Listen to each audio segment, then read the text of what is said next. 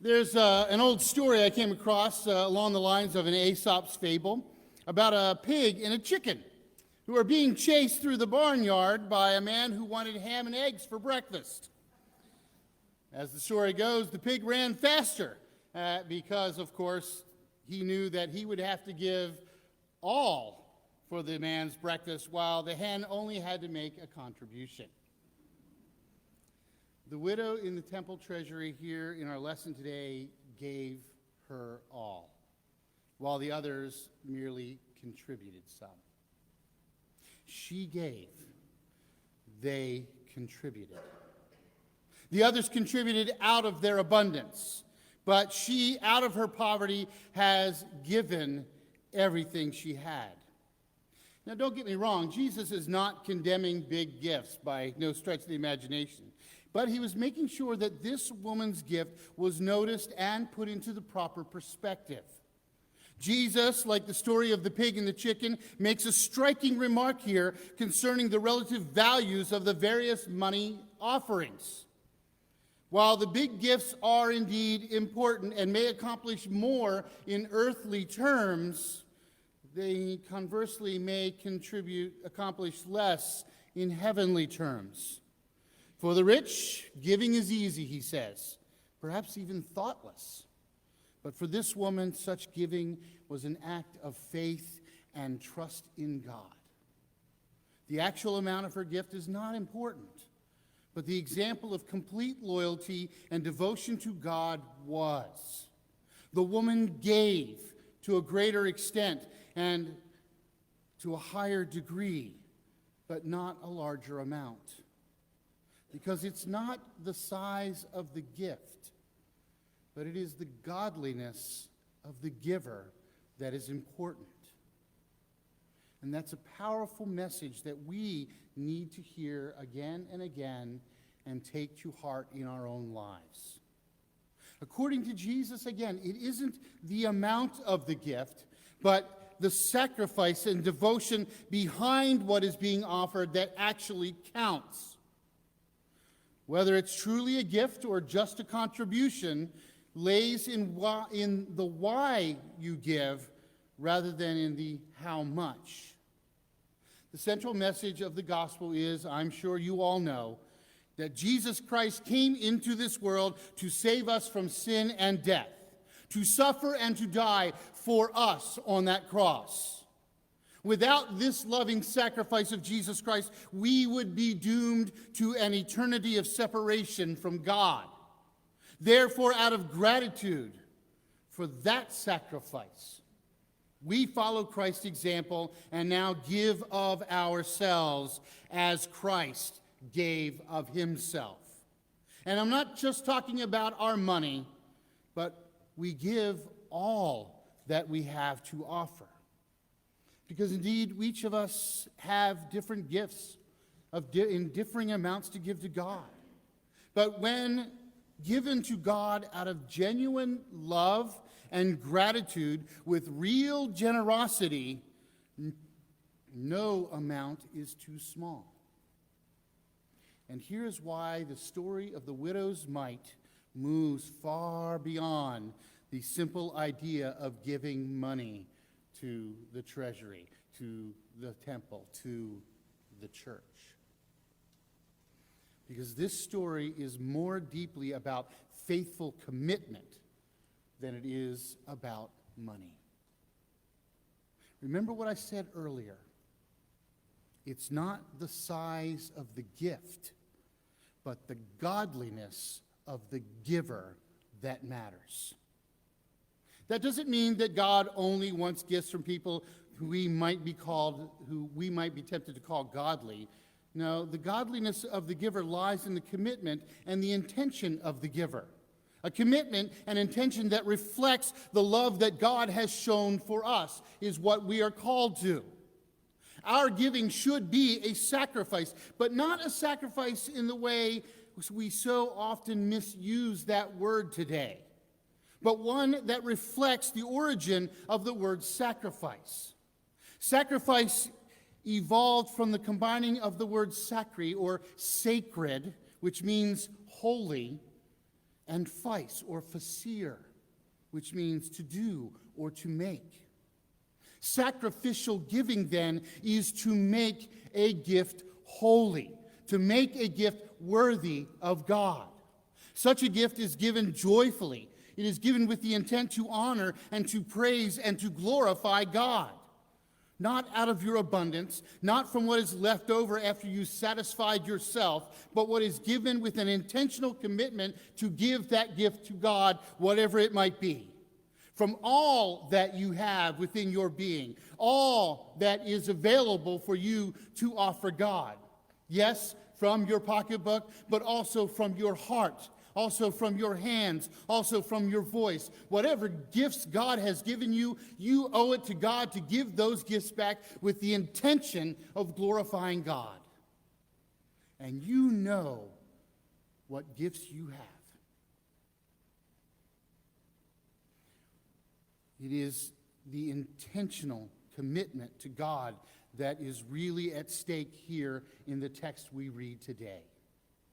Jesus doesn't just lift up the widow's mite as an example of faithful, sacrificial, monetary giving. No. Indeed, he lifts up her to this woman to exemplify his opposition to the scribes he was describing as our text began this morning. What Jesus is really talking about in the widow's mite is the hypocrisy and the greed of those scribes, not all of the scribes, but those scribes who now have taken advantage of their position and ingratiated themselves to the world. Though she can ill afford it, the widow somewhat quietly makes her offering. While the wealthy, we assume, prefer to make a show of their piety. These are likely the same scribes to which he refers in the first paragraph of the text. The scribes, you see, began as a group of people who were gifted and fortunate enough to be educated to read and to write and essentially to do math. They began purely as public servants, secular officials who had charge of legal and financial documents. And along with this responsibility, they were often lifted up for their wisdom and their righteousness. These were the people who were to be trusted. They had been given that trust by their society to make sure that everything, as we Presbyterians like to say, is done orderly. Gradually, they, as a group, were set apart as a special class. And they grew in stature because they became more closely associated with the people of wealth and power, eventually growing wealthier and more powerful and ultimately more political themselves. They stretched eventually their importance into religion. Their legal minds and their ability to read and write brought them into a position of influence, not just over the civil law, but also as the primary interpreters of the law of Moses.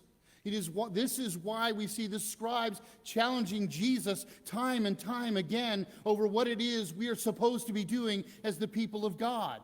This is why Jesus is constantly at it with the scribes over the interpretation of the law of Moses and what God expects of us. And through all this, many of the scribes we see now begin to parade their pretentiousness as piety and demanded even more respect and more authority over all aspects of Jewish life. And as Jesus alludes, they began taking full advantage of their position as they enriched themselves, even at the expense of the widows. And this is a key fact. For while we don't know exactly what they have done, we can see clearly that some of them have deeply offended Jesus by their actions. And why is Jesus so deeply offended by these scribes? Simply put, because these are the people that should know better. Even our own cursory reading of the law of Moses in the first 5 books of the Bible reveals to us that sympathy toward widows and is constantly expressed in God's law. as well as God's anger toward those who oppress those who have less. These scribes, it seems, have been profiting off of the widows, as well as seeking power and prestige and the opportunity to lord themselves over others as a group of elitists who seek only to gain and control greater power for themselves. And this is what offends Jesus. Because they, of all people, should know better. They, as the interpreters of the law of Moses, should understand that it is their position to safeguard God's intention for God's people, not to take advantage of it. This is a stark contrast to the previous interaction with the scribe we heard of last week in this very same chapter. If the scribe that Laurel spoke of last week is not far from the kingdom of heaven, then these scribes described by Jesus this week are moving ever further from the kingdom and God's intention for God's people. These men of whom he describes have been gifted with the ability and the opportunity to serve their community. But instead of honoring God and demonstrating any measure of thankfulness for these gifts, they seek only to honor themselves. Their pretense, their disingenuous shows of piety demonstrate no effort to sacrifice, to make their gifts holy, to make their lives worthy of God. And so Jesus is calling the godliness of their gifts and their giving. Indeed, Jesus is calling their very lives into question. Which then leaves us now with the inevitable question: where are we? If the loving sacrifice of Jesus sits at one end of the godliness spectrum, and the hypocritical scribes sit at the other end, with that widow giving all that she had somewhere close to the kingdom of God, where do you stand? Closer to the scribes or closer to the kingdom of God?